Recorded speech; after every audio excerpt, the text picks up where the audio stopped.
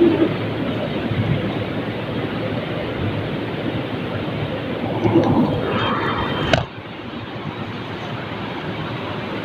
بالله من الشيطان الرجيم. بسم الله الرحمن الرحيم. إن الله يأمركم أن تؤدوا الأمانات إلى أهلها وإذا حكمتم بين الناس أن تحكموا بالعدل إن الله يحب ما يعظكم به إن الله كان سميعا بصيرا. يا أيها الذين آمنوا أطيعوا الله وأطيعوا الرسول وأولي الأمر منكم فإن تنازعتم في شيء فردوه إلى الله والرسول إن كنتم تؤمنون بالله واليوم الآخر ذلك خير وأحسن تأويلا. ألم تر إلى الذين يزعمون أنهم آمنوا بما أنزل إليك وما أنزل من قبلك يريدون أن يتحاكموا إلى الطاغوت وقد أمروا أن يكفروا به ويريد الشيطان أن يضلهم ضلالا بعيدا. وإذا قيل لهم تعالوا إلى ما أنزل الله وإلى الرسول رأيت المنافقين يصدون عنك صدودا. صدق الله العظيم. پچھلی آیات میں اللہ تعالیٰ نے ان اہل کتاب کا تذکرہ کیا تھا کہ جنہوں نے اپنی کتاب کی تعلیمات سے انحراف کر لیا اور جو کچھ بھی اللہ تعالیٰ کی طرف سے ان کو ہدایات دی گئی تھی ان کی خلاف ورزی کرتے ہوئے وہ توحید کو چھوڑ بیٹھے، مشرکانہ اعمال کرنے لگے، کھلا ہوا یعنی کھلے ہوئے شرک میں مبتلا ہوئے، جادو پر سحر پر ایمان، اسی طرح سے شیطان پر ان کا ایمان یعنی اس کے مطابق کام کرنے لگے، اور یہاں تک ان کی جسارت ہوئی حالانکہ وہ اپنے وقت کے مسلمان تھے اور جس وقت کی بات نقل کی جا رہی اس وقت بھی ان کے پاس کتاب تھی، اگرچہ وہ کتاب تحریف شدہ تھی، اور دوسری بات یہ تھی کہ اللہ تعالیٰ کی طرف سے اس کو منسوخ قرار دیا جا چکا تھا، لیکن مہاراج جو اس میں تعلیمات تھیں وہ تعلیمات آسمانی تعلیمات تھیں، تعلیمات کو منسوخ نہیں کیا گیا تھا اپنی اصل کے اعتبار سے، کیونکہ انہوں نے تحریف کر دی تھی، اس تحریف کی وجہ سے کتاب کو منسوخ کیا گیا تھا کہ اس پر اب عمل نہیں کیا جائے گا، لیکن جہاں تک وہ کتاب ہے ایمان اس پر آج بھی ہونا چاہیے کہ وہ اللہ تعالیٰ کی طرف سے اتاری ہوئی کتاب ہے۔ اگر کوئی شخص تورات کا یا انجیل کا یا زبور کا کسی ایک کتاب کا بھی انکار کرتا ہے تو وہ کافر ہو جائے گا، اسے چاروں کتابوں پر ایمان لانا پڑے گا ایک مومن ہونے کے لیے۔ البتہ یہ ضرور ہے کہ اب ان میں سے کسی بھی کتاب پر عمل نہیں کیا جائے گا، کیونکہ اس وقت وہ جس حالت میں ہے وہ محرف ہے، انہیں تحریف کی نہیں، اصل تعلیمات پر مبنی کتابیں نہیں ہیں۔ اگر بالفرض کہیں اصل کتاب پر مبنی تعلیم مل جائے تو اس تعلیم میں اور قرآن کریم کی تعلیم میں یکسانیت پائی جائے گی، لہٰذا آپ یہ بھی کہہ سکتے ہیں کہ ہم اس پر ایمان رکھتے ہیں، یہ بھی کہہ سکتے ہیں اس پر ایمان رکھتے ہیں، لیکن مہاراج اب موجودہ وقت میں قرآن کو اصل قرار دیا گیا تو ان لوگوں نے اپنی کتاب کی تعلیمات سے انحراف کرتے ہوئے شیاطین اور سحر اور جادو اور اس طرح کی چیزوں پر ایمان اور بتوں کو سجدہ تک کرنے کا واقعہ بھی ان کی طرف سے پیش آیا، اور جسارت یہاں تک بڑھی کہ انہوں نے اہل ایمان کے متعلق یہ کہا کہ یہ تو گمراہی میں پڑے ہوئے ہیں، اور کافروں کے لیے جو بت پرستی میں مبتلا تھے ان سے یہ کہا کہ تمہارا طریقہ صحیح ہے اور تم بہت صحیح راستے پر چل رہے ہیں، اور یہ مسلمان گمراہ ہو گئے ہیں، یہ غلط راستے پر جا رہے ہیں۔ اللہ تعالیٰ نے اس وجہ سے ان پر لعنت کی اور یہ بھی فرمایا کہ ان کا کوئی مددگار نہیں ملے گا اگر وہ اسی حال میں چلے جاتے ہیں۔ اور چونکہ وہ نبی کریم صلی اللہ علیہ وسلم کی نبوت پر ایمان حسد کی وجہ سے نہیں لا رہے کہ شاخ بدل کیوں گئی، یہ بنی اسماعیل میں آخری نبی کیسے آ گیا، بنی اسحاق میں آخری نبی کو ہونا چاہیے تھا، وہ خود منتظر تھے کہ آخری نبی آئے گا، ایمان لائیں گے، اس کی قیادت میں ہم دشمنوں سے مقابلہ کریں گے، یہ ساری چیزیں، اور کفار سے کہا بھی کرتے تھے کہ تم اس وقت ہم کو ستا رہے ہو، پریشان کر رہے ہو، ایک نبی آنے والا ہے، اس نبی کی قیادت میں ہم تم سے جنگ کریں گے اور اللہ تعالیٰ ہم کو فتح عطا فرمائے۔ جب وہ نبی آ گیا فلما جاءهم ما عرفوا، جب وہ نبی آ گئے تو پہچاننے سے انکار کر دیا، حالانکہ کتاب میں سب کچھ موجود تھا۔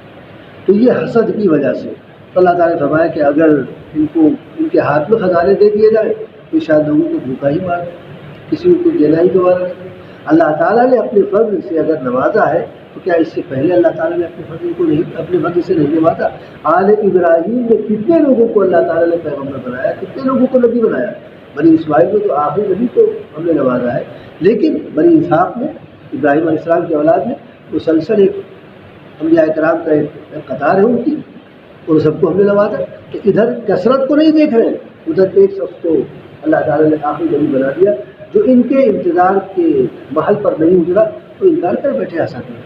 یہ کہاں کا انصاف اور کہاں کا تقاضا ہے۔ اور نہ صرف یہ کہ انکار کر رہے ہیں بلکہ خود بھی ایمان نہیں لا رہے ہیں اور دوسروں کے بھی ایمان نہ لانے کا سبب بن رہے ہیں۔ تو ایسی صورت میں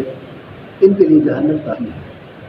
اور جو لوگ بھی ہماری آیات کا انکار کریں گے ہم ان کو بہرحال جہنم میں پہنچائیں گے، اور اس کے برخلاف جو لوگ ہماری آیات پر ایمان لائیں گے اور اس کے تقاضوں کو پورا کریں گے ہم ان کو باغات میں داخل کریں گے جن کے نیچے سے نہریں جاری ہیں، اور ایک سائیدار جگہ ہے، بہت آرام دہ جگہ ہے، ہم ان کو وہاں پہنچائیں گے۔ کہ پچھلی آیات اللہ تعالیٰ نے بیان کی۔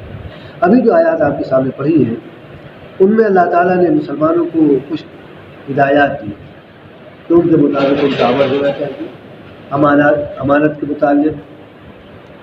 اور اگر کبھی کچھ لوگوں کے درمیان فیصلے کی بات آ جائے تو فیصلہ کن تقاضوں کو پورا کرتے ہوئے فیصلہ کریں، اور یہ بہترین باتیں جو اللہ تعالیٰ کی طرف سے مسلمانوں کو سکھائی جا رہی، بتائی جا رہی، اور اسی کے ساتھ ساتھ یہ بھی کہ دیکھو اللہ اور اس کے رسول کی اطاعت کرتے رہنا، اور جو تمہارے ذمہ دار ہیں تمہارے معاملات کے یعنی امیر المومنین وغیرہ ان کی بھی بات مانتے رہنا، اور کسی بھی قسم کا اگر اختلاف تمہارے اندر پایا جائے تو فوراً اللہ اور اس کے رسول کی طرف پلٹ آنا، اسی میں تمہارے لیے عافیت ہے۔ یہ اللہ تعالیٰ نے فرمایا سنن ان اللہ یأمرکم ان تؤدوا الامانات الی اہلہا، اللہ تعالیٰ تمہیں اس بات کا حکم دیتا ہے کہ جو امانتیں ہیں ان امانتوں کو ان کے جو اہل ہیں ان کو دے دو،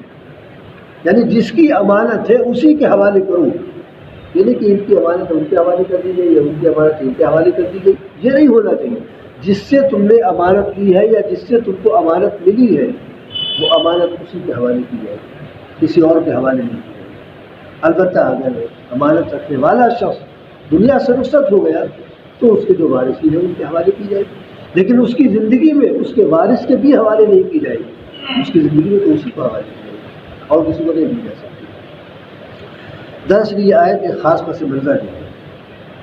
واقعہ یہ ہے اس آیت کے نزول کا کہ عہد جاہلیت میں لوگ خانہ کعبہ کا طواف کیا کرتے تھے اور حج وغیرہ، حج اور عمرہ وغیرہ یہی کرتے تھے اپنے اپنے اعتبار سے، جو اس وقت جس طرح سے رائج تھا اسی اعتبار سے کرتے تھے۔ نبی کریم صلی اللہ علیہ وسلم ایک مرتبہ خانہ کعبہ کا دروازہ 2 دن کھولا جاتا تھا، ایک جمعرات کو اور ایک پیر کو۔ اس کی چابی تھی عثمان بن طلحہ کے پاس۔ عبداللہ ابن یہ حضرت عباس رضی اللہ عنہ جو نبی کریم صلی اللہ علیہ وسلم کے چچا تھے، ان کے پاس پانی پلانے کا محکمہ تھا گویا، کہ حجاج کرام کو اور عمرہ کرنے والوں کو یا جو بھی خانہ کعبہ کے پاس آتے ہیں طواف وغیرہ کرتے ہیں مسجد حرام آتے ہیں ان کے لیے پانی کا انتظام یہ کریں، اس کو سقایا کہا جاتا ہے۔ اجعلتم سقایۃ الحاج وعمارۃ المسجد الحرام، قرآن میں اس کا تذکرہ ملتا ہے۔ اس سقایا کا شعبہ یا محکمہ ان کے پاس تھا، اسی طرح سے کھانے والے کا لفظ کسی اور کے پاس تھا۔ یہ خانہ کعبہ کی چابی جو تھی وہ عثمان بن طلحہ کے پاس تھی۔ وہ ان کا خود اپنا بیان ہے کہ ہم پیر کے دن اور جمعرات کے دن پابندی کے ساتھ کھولا کرتے تھے خانہ کعبہ کو، تاکہ جو لوگ اندر جانا چاہے زیارت کرنا چاہے وہ اندر جائے زیارت کرے اور محروم نہ رہے بندہ۔ اس بعد ان کا جو بھی وقت رہا ہو مقرر اس وقت میں کھولتے تھے اور وقت آنے پر بند کرتے تھے، چابی انہیں کے پاس ہوتی تھی۔ ایک مرتبہ رسول اللہ صلی اللہ علیہ وسلم خانہ کعبہ کے اندر جانا چاہ رہے تھے تو عثمان ابن طلحہ چونکہ ایمان نہیں لائے تھے، انہوں نے سختی کے ساتھ روکا، بڑی ترش کلامی بھی کی کہ آپ کیسے جا سکتے ہیں اور آپ کو جانے کی اجازت نہیں ہے، سب جا سکتے ہیں آپ نہیں جائیے۔ جو بھی جس انداز سے یہ بات کی صحابہ کرام بھی تھے ان سے بھی اسی طرح سے ان کو روک دیا گیا۔ تو رسول اللہ صلی اللہ علیہ وسلم نے اسے فرمایا ٹھیک ہے نہیں جانے دینا چاہتے نہ جانے دیں، حالانکہ آپ گئے پھر اندر تشریف لے گئے، انہوں نے جانے بھی دیا، لیکن یہ آپ نے فرمایا کہ اس وقت کیا ہوگا جب یہ چابی تم میرے ہاتھوں میں دے دو گے۔ انہوں نے کہا اگر وہ دن آیا کہ یہ چابی آپ کے ہاتھ میں ہے تو قریش اس دن ذلیل ہو جائے گا اور ہلاک ہو جائے گا۔ تو آپ نے فرمایا نہیں، قریش کو اتنی عزت نہیں ملتی ہے،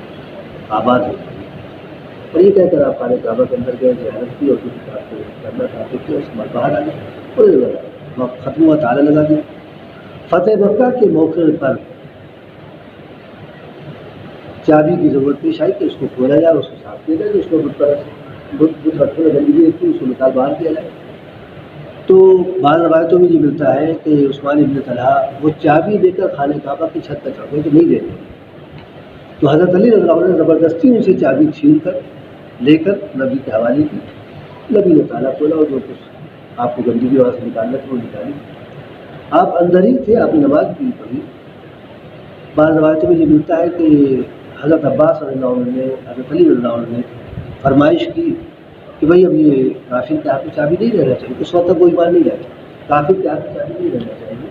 اور اب یہ چابی آپ کسی کے حوالے کر دی۔ اسی موقع پر یہ آیت لائی کہ آپ نے چابی کس سے لی، جس سے لی ہے اسی کے حوالے کی، کسی دوسرے کو نہیں دی جا سکتی، یہ امانت ہے۔ بلکہ بعض روایت میں یہ آتا ہے کہ عثمان بن طلحہ سے جب چابی لی گئی تو انہوں نے کہا کہ یہ امانت ہے جو آپ کو دے رہے ہیں، حالانکہ یہ بات غلط تھی، ان کو یہ بات نہیں کہنا چاہیے تھی، یہ امانت نہیں تھی۔ مکہ فتح ہو گیا تو مکہ کی ہر چیز پر نبی کا اختیار ہے، خانہ کعبہ پر بھی اختیار ہے، خانہ کعبہ کے تالے پر بھی اختیار ہے، اب امانت نہیں ہے، وہ آپ کی گویا ایک طرح سے اللہ تعالیٰ کی طرف سے آپ کی ملکیت پہ وہ چیز آئی، لیکن بہرحال انہوں نے اپنے اعتبار سے کہا کہ یہ امانت ہے آپ کے پاس، صورتاً تو آپ نے اس کی بھی رعایت کی کہ انہوں نے چونکہ امانت کا لفظ استعمال کیا ہے، حالانکہ امانت نہیں، لیکن صورتاً یہ امانت ہے تو ان کے حوالے ہی کی جائے، کیونکہ یہ آیت نازل اسی وقت ہوئی۔ آپ جب خانہ کعبہ سے نکلے ہیں تو اسی آیت کی تلاوت کرتے ہوئے نکلے تھے، ان اللہ یأمرکم ان تؤدوا الامانات الی اہلہا، کہ اللہ تعالیٰ تم کو اس بات کا حکم دیتا ہے کہ امانت جس کی ہے اسی کے حوالے کی جائے، دوسرے کو نہیں کی جائے۔ چنانچہ آپ نے عثمان بن طلحہ کے حوالے میں چابی کی، وہ لے کر کے جانے لگے، کچھ دور چلے گئے تو آپ نے ان کو آواز دی، پھر بلایا، ادھر آؤ، یاد ہے میں نے تم سے کیا کہا تھا کہ یہ چابی ایک دن تم مطلب میرے ہاتھ میں دیکھو گے تو کیا ہوگا؟ وہ شرمندہ ہوئے اور اسی وقت ان کو یاد آ گیا کہ ہاں ہم نے یہ بات کہی تھی کہ اگر ایسا دن آتا ہے تو قریش ذلیل ہو جائے گا اور ہلاک ہو جائیں گے۔ ان کو اپنی بات بھی یاد آ گئی کہ ہم نے اس انداز سے بات کی تھی۔ اسی وقت انہوں نے کلمہ پڑھا اور مسلمان ہو گئے کہ آپ کی جو بات ارشاد فرمائی تھی واقعی وہ بات آج پوری ہو گئی کہ چابی آپ کے ہاتھ میں تھی، اب آپ کو اختیار تھا، آپ نہ دیتے تو کوئی کچھ نہیں کر سکتا تھا، کیونکہ پورا مکہ آپ کے زیر لگنے آ چکا تھا۔ یہ اس پس منظر میں آیت نازل ہوئی، لیکن واقعہ تو ایک خاص ہے، خانہ کعبہ سے متعلق ہے، لیکن قرآن کریم اگرچہ بعض موقع پر کسی خاص واقعے کے اس میں پس منظر میں اس کی آیت ہوتی ہے، لیکن ایسا نہیں کہ بس اسی کے ساتھ ہی وہ وابستہ ہے، عمومی انداز میں اس طرح کی جتنی بھی باتیں ہیں وہ سب اس میں شامل ہو جاتی ہیں۔ اب یہاں پر مثال کے طور پر یہ بات کہی جا رہی ہے کہ تم کو اللہ تعالیٰ اس بات کا حکم دیتا ہے کہ جس کی امانت ہے اسی کے حوالے کرو۔ آج کے زمانے میں اگر کوئی شخص کسی کے پاس اپنی امانت رکھتا ہے تو وہ امانت اسی کے حوالے کی جائے گی جس نے امانت رکھوائی ہے، دوسرے کے حوالے نہیں کی جائے گی، یہاں تک کہ اس کے گھر کے کسی فرد کے حوالے نہیں کی جائے گی، اس کے کسی وارث کے حوالے نہیں کی جائے گی، اس کے بھائی، اس کی بیٹی، اس کا بیٹا، اس کی بیوی، اس کی ماں، کسی کے حوالے نہیں کی جائے گی، جس نے رکھوائی ہے اسی کے ہاتھوں میں وہ امانت واپس کی جائے گی۔ امانت کے متعلق ہمارا تصور بہت ہی محدود قسم کا ہے۔ ہم یہ سمجھتے ہیں کہ کوئی چیز اگر کوئی کسی کے پاس رکھواتا ہے تو وہ امانت ہے، روپیہ پیسہ رکھوا دیا،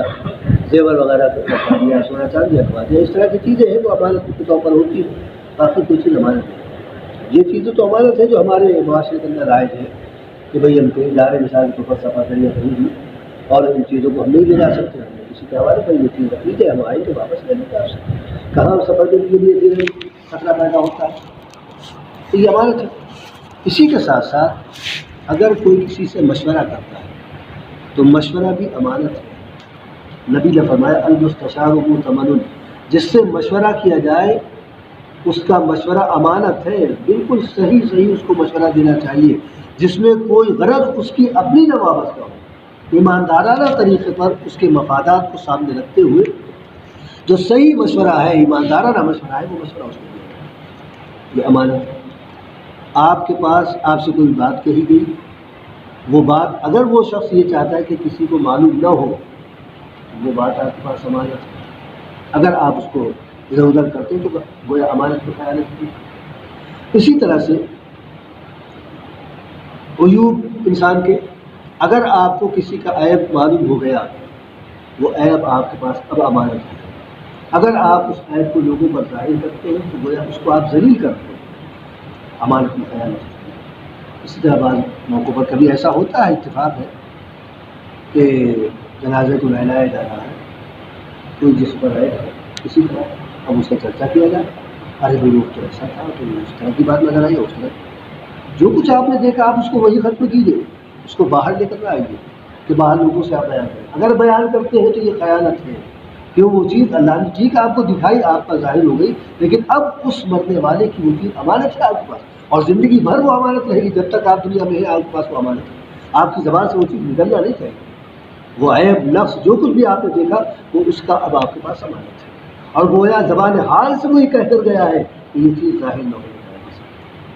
پائے۔ اسی طرح سے امانت جو مادی شکل میں ویسے بھی شکل میں رکھوائی جاتی ہے، اس میں ہم یہ بھی بات کہتے ہیں کہ وہ چیز جیسی دی گئی ویسی ہی واپس کرنی ہے آپ کو۔ اب مثال کے طور پر نوٹ ہے، کچھ ہٹے ہوئے ہیں، کچھ پرانے قسم کے ہیں، کچھ ذرا کمزور قسم کے ہیں، آپ کے پاس اچھے نوٹ آئے تو آپ نے سوچا کہ یہ کمزور قسم کے پھٹے ہوئے قسم کے میں نے اس طرح کے نوٹ ہیں، یہ نکال صاف ستھرے ہیں، نئے نئے قسم کے ہیں، یہ رکھ دیں۔ آپ نے قیمت میں کمی نہیں کی، 100 کا نوٹ تھا، 200 کا نوٹ تھا، 500 کا نوٹ تھا، 1000 کا جو بھی تھا، آپ نے وہ صاف ستھرا رکھ دیا، اور اس میں سے جو گندے قسم کا میلا یا پھٹا ہوا تھا وہ نکالا ہے، قیمت ذرا بھی کم نہیں ہوئی۔ اگر 100 روپے کا نوٹ تھا تو 100 پیسے اس میں بھی تھے اور 100 پیسے اس میں بھی تھے، کوئی کمی نہیں۔ لیکن یہ بھی خیانت ہوئی، آپ نے تبدیلی کیوں کی ہے؟ آپ کو تو ویسا ہی واپس کرنا تھا، میلا دیا گیا تھا میلا ہی آپ کو دینا ہے، صاف ستھرا دیا گیا تھا صاف ستھرا ہی دینا ہے آپ کو، اس میں آپ کچھ کر نہیں سکتے، بس اٹھا کے چپ چاپ رکھ دیجیے اور اٹھا کے چپ چاپ دے دیجیے، یہ آپ کی ذمہ داری ہے، یہ ہے امانت کا حقیقی گویا مفہوم جو شریعت کے نزدیک ہے، کسی قسم کی تبدیلی نہیں۔ نبی کریم صلی اللہ علیہ وسلم نے اس سلسلے میں بڑی تنبیہ کی ہے، اور امانت میں خیانت کرنے والے کو ناقص ایمان والا قرار دیا ہے۔ آپ نے فرمایا اربع من کن فیہ کان منافقا خالصا ومن كانت فيه خصلة منهن كانت فيه خصلة من النفاق حتى يدعها۔ چار چیزیں ایسی ہیں، چار وہ یعنی نفس ایسے ہیں کہ اگر کسی کے اندر وہ پائے جائے تو وہ پکا منافق ہے۔ الفاظ منافقا خالصا، پکا منافق ہے، یعنی اس کے منافق ہونے میں اتنا سا بھی شبہ نہیں کیا جا سکتا۔ ان چار میں سے اگر کوئی ایک بات اس کے اندر پائی جا رہی ہے تو نفاق کی ایک علامت اس کے اندر ہے، حتیٰ یدعها، یہاں تک کہ اس کو بھی چھوڑے تب اس کا ایمان کامل بنے گا، اور اگر ایک چیز بھی پائی جائے تو ایمان اس کا ناقص ہے، کامل نہیں۔ اذا اؤتمن خان، اگر اس کے پاس امانت رکھوائی جائے تو امانت میں خیانت ہے، وہ خیانت تبدیلی کی شکل میں ہو، راز افشا کرنے کی شکل میں ہو، عیب کو ظاہر کرنے کی شکل میں ہو، غلط قسم کا مشورہ دینے کی شکل میں ہو، کسی بھی شکل میں ہو، اذا اؤتمن خان، جب اس کے پاس امانت رکھوائی جائے تو وہ امانت پر خیانت ہے۔ وَإِذَا وَعَدَ أَخْلَفَ، اور جب کوئی وعدہ کسی سے کرے تو وعدہ خلافی کرے، وعدے کو پورا نہ کرے، جبکہ کوئی عذر نہیں پایا جا رہا۔ ہاں اگر کوئی عذر پایا جا رہا ہے اس کی وجہ سے وعدہ خلافی ہو رہی وہ قابل گرفت نہیں۔ مثلا وعدہ کیا تھا کہ 4 بجے ہم ملاقات کریں گے، اب دیکھیں سو گئے آپ نے، یہ آپ پر، یا اچانک طبیعت ایسی ہو گئی کہ ہم جانے کے قابل نہیں رہے، یا بارش ہو رہی ہے، یا اور کس طرح کی کوئی رکاوٹ پیدا ہو گئی، ہم وقت پر نہیں پہنچ سکتے، تو یہ قابل گرفت نہیں ہے، یہ وعدہ خلافی قصداً نہیں پائی جائے گی، یہ تو عذر کی وجہ سے وعدہ خلافی ہوئی، لہٰذا اس کا پتہ نہیں۔ لیکن اگر کوئی عذر نہیں، اچھے خاصے ہم جا بھی سکتے ہیں، بارش بھی نہیں ہے، بیمار بھی نہیں ہے، تو بولے ارے بعد میں مل گئی، ابھی نہیں، تو یہ وعدہ تو وَإِذَا وَعَدَ أَخْلَفَ وَإِذَا خَاصَمَ فَجَرَ، اور اگر کسی سے کسی بات پر کچھ تکرار ہوتی ہے تو میں نے بد کلامی پر اتر آتا ہے وہ شخص، یہ بھی نفاق کی علامت ہے کہ اپنی زبان سے بد کلامی کر رہا ہے۔ شگفتہ کلام ہونا چاہیے، ایک مومن کی شان تو یہ ہے کہ اس کی زبان کسی غلط قسم کے جملے سے، یعنی وہ اس کی زبان سے غلط قسم کا جملہ نہ ادا ہو، لیکن وہ غالب گلوز اور یہ اور وہ اس طرح کی جو ہے وہ ان چیزوں پر اتر آتا ہے۔ وَإِذَا عَاهَدَ غَدَرَ، اور جب عہد و پیمان کرتا ہے تو اس میں غداری سے کام لیتا ہے، تو یہ 4 چیزیں ہیں جو آپ نے نفاق کی علامت بتائی کہ اگر ان میں سے کوئی ایک بھی پائی جا رہی تو نفاق اس کے اندر ایک علامت پائی جا رہی، جب تک وہ اس کو چھوڑے گا نہیں اس کا ایمان کامل نہیں ہوگا۔ اللہ تعالیٰ نے انہیں تمام چیزوں کی طرف کہ کسی بھی قسم کی امانت ہے ان اللہ یامرکم ان تؤدوا الامانات الی اہلہا، اللہ تعالیٰ اس بات کا حکم دیتا ہے کہ جن کی امانتیں ہیں ان کے حوالے کریں۔ آپ کو یاد ہوگا کہ نبی کریم صلی اللہ علیہ وسلم کے سلسلے میں جب معاذ اللہ قتل کا منصوبہ بنایا گیا اور آپ کے گھر کو رات کے اندھیرے میں گھیر لیا گیا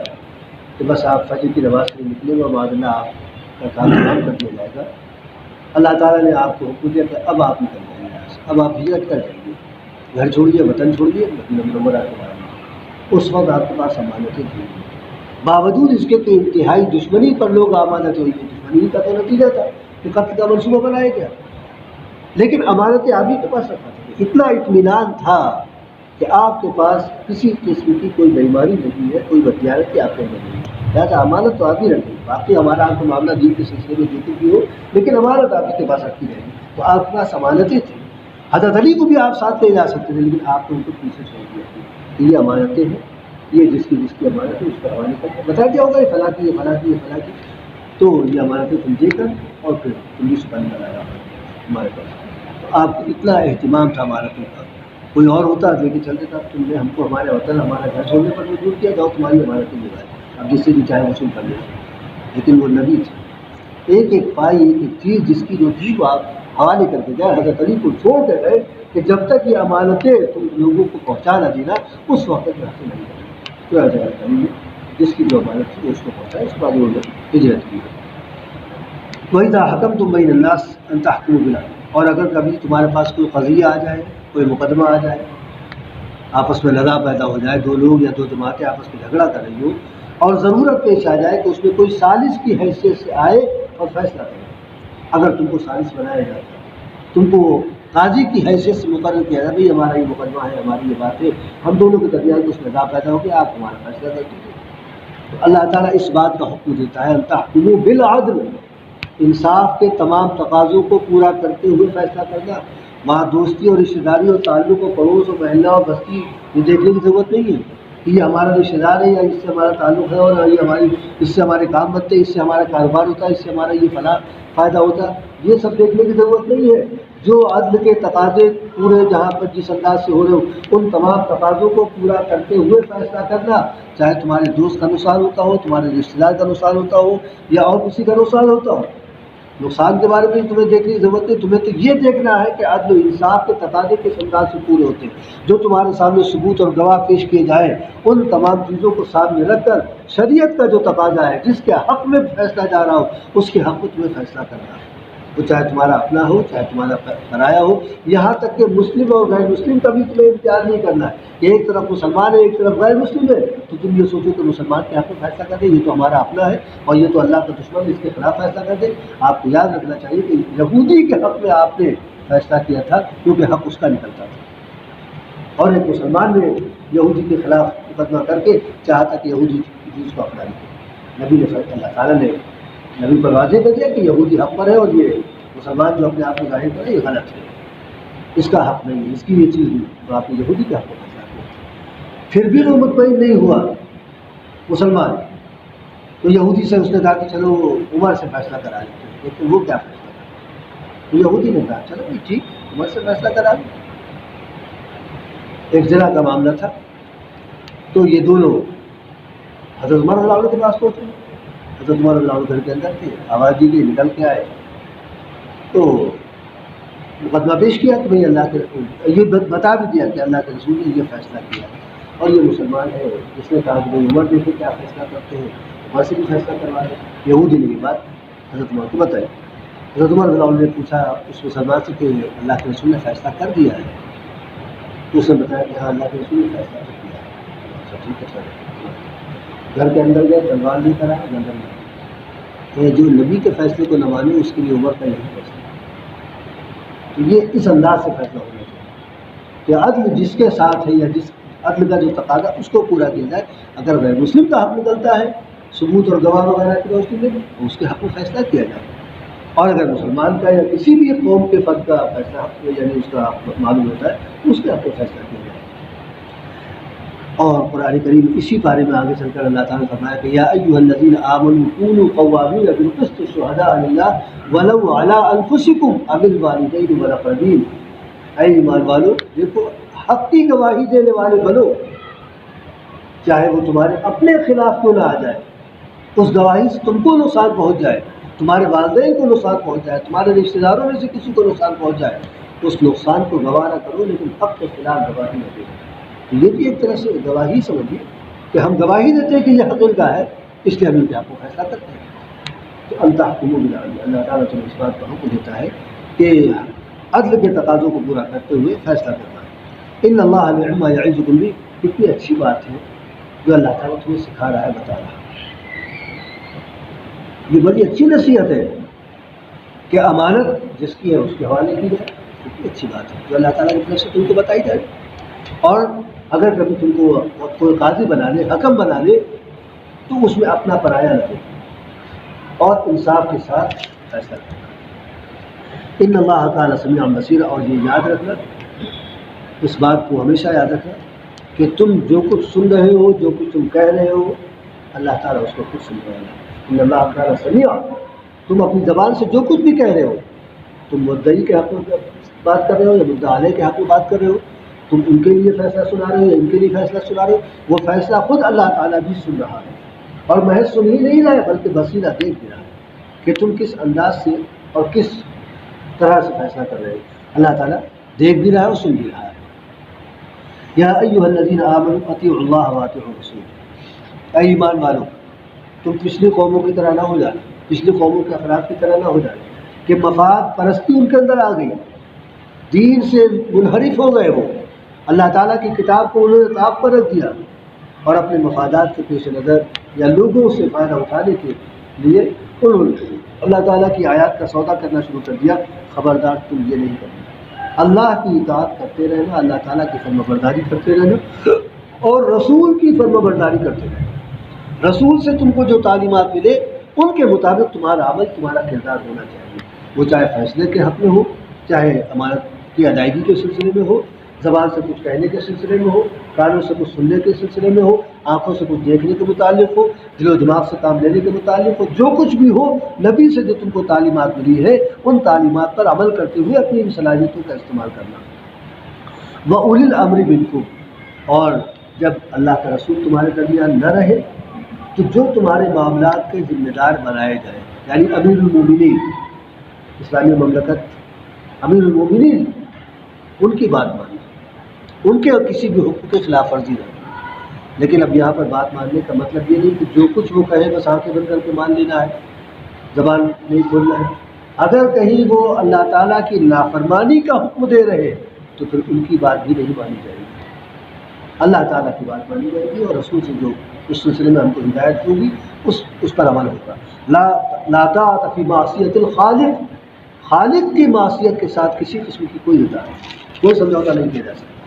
اگر امیر المومنین تم کو غلط قسم کا حکم دے تو تم اس کی اطاعت نہیں کرتے۔ ہاں، اللہ اس کے رسول کی تعلیمات کی روشنی میں جو کچھ تم سے کہتا ہے پھر تمہاری ذمہ داری ہے کہ تم اس کی اطاعت کرو۔ اصلاً اس کی اطاعت اللہ تعالیٰ کی ہی اطاعت کہلائے گی، اور اگر غلط قسم کا حکم ہے تو وہ اس کا ذاتی حکم ہے، اس پر عمل نہیں کیا جائے گا۔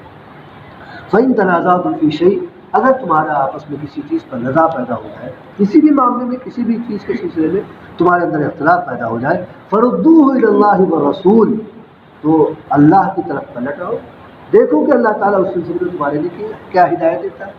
اللہ تعالیٰ نے اگر جو آیات اتاری ان میں تمہارے مسئلے کا حل مل جاتا ہے تو اس کے مطابق کرو، نہیں اگر مسئلے کا حل ملتا ہے تو ہو سکتا ہے رسول اگر موجود ہے تو ہو سکتا ہے اللہ تعالیٰ کو ہدایت جاری کر اس طرح سے اس پر عمل کیا جائے، یا رسول ہی تم کو کوئی تمہاری رہنمائی کرتے کہ بھائی اس مسئلے میں اس طرح سے عمل کیا جائے، اور رسول کی بات اللہ تعالیٰ ہی کی بات ہوگی، جو ما ينطق عن الهوى إلا وحی، ان کی زبان مبارک سے کوئی بات ایسی نہیں نکلتی جو اللہ تعالیٰ کی بات نہ ہو، وہ جو کچھ بھی کہتے ہیں اللہ تعالیٰ کی مرضی کے مطابق ہی کہتے ہیں۔ لہٰذا اگر رسول ان کو اسی وقت کوئی مشورہ دیتے کہ بھائی اس کو اس طرح سے کرنا ہے، اس کو اس طرح سے کرنا ہے، تو پھر اسی کے مطابق کرو، اور اگر نہیں تو رسول انتظار کرتے ہیں وحی کا، تو پھر جو وحی آئے گی اس کے مطابق کام کیا جائے گا۔ اب اگر رسول مثال کے طور پر نہیں ہے، جیسے آج کا زمانہ ہے اور کسی بات میں کوئی اختلاف پیدا ہوتا ہے، کسی طرح کی کوئی بات نزاع والی آتی ہے، تو ہم کیا کریں اس مسئلے میں؟ پھر ایسی صورت میں ہم کیا کریں؟ اللہ کی کتاب تو ہمارے پاس موجود ہے، ہم اس میں اپنے مسئلے کا حل دیکھیں گے، ہو سکتا ہے بھائی قرآن کریم میں کوئی حل مل جائے، اگر مل جاتا ہے تو ٹھیک، اس کے مطابق کیا جائے، اگر قرآن کریم میں حل نہیں ملتا ہے تو احادیث نبویہ کا رخ کریں، اس میں تلاش کریں کہ شاید نبی کے زمانے میں اس طرح کا کوئی مسئلہ پیش آیا ہو اور آپ نے کوئی فیصلہ کیا ہو، اگر احادیث میں کوئی فیصلہ مل جاتا ہے اس طرح کا تو ہم اس کے مطابق عمل کریں، اگر اس میں بھی نہیں ملتا ہے تو پھر صحابہ کرام نے اس پر کیا عمل کیا ہے، اس طرح کے مسائل میں کیا عمل کیا ہے، یعنی اجماع کی طرف چلیں گے، اس کو دیکھیں گے، اگر اجماع مل جاتا ہے صحابہ کرام کا، علماء کا، تو اس کے مطابق عمل کریں، اور وہ بھی نہیں ملتا ہے تو پھر اجتہاد سے کام لیا جائے گا کہ اس طرح کے مسائل شریعت کی روشنی میں کس طرح سے حل کیے جائیں، پھر اس کے مطابق عمل کیا جائے۔ تمہارا یہاں پر اللہ تعالیٰ یہی فرما رہا ہے کہ اگر تمہارے اندر کسی قسم کا اختلاف پایا جائے تو پھر اللہ کی طرف پلٹاؤ، یعنی قرآن کی طرف پلٹو، والرسول، رسول کی طرف پلٹو، رسول کی زندگی میں براہ راست رسول کی طرف، اور آپ کی زندگی کے بعد احادیث یعنی آپ کے اقوال، آپ کے طریقے کی طرف پلٹو۔ ان کنتم تؤمنون باللہ والیوم الآخر، اگر واقعی تمہارا ایمان ہے اللہ تعالیٰ پر اور آخرت پر تمہارا ایمان، تو پھر تم کو یہی کرنا ہوگا کہ اپنے اس مسئلے کو قرآن پر پیش کرو یا احادیث پر پیش کرو، اس کے علاوہ کوئی تیسرا راستہ تمہارے لیے نہیں ہے۔ اگر تم ایمان اللہ پر اور آخرت پر رکھتے ہو تو تمہارے لیے یہی طریقہ ہے، اور اگر تمہارا ایمان نہیں تو جو بھی چاہے کرو، جس طرح چاہے اپنے مسئلے کو حل کرو، لیکن جواب تم کو قیامت میں اللہ تعالیٰ کو دینا ہوگا۔ ذالک خیر و احسن تعویلا، یہی بہترین طریقہ ہے